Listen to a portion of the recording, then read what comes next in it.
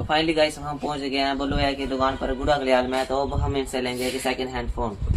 जय माता दी भैया जी। आपके पास कोई सेकंड हैंड फोन है? जी भैया, हमारे पास सेकंड हैंड फोन आपको मिल जाएंगी। ये मिल जाएगा सैमसंग का, और ये मिल जाएगा आईटेल का, और ये मिल जाएगा आपको रेडमी का, और ये मिल जाएगा आपको रियलमी का, रियलमी 8 प्रो। बिल्कुल अच्छा फोन है भैया, चेक कर सकते हो आप।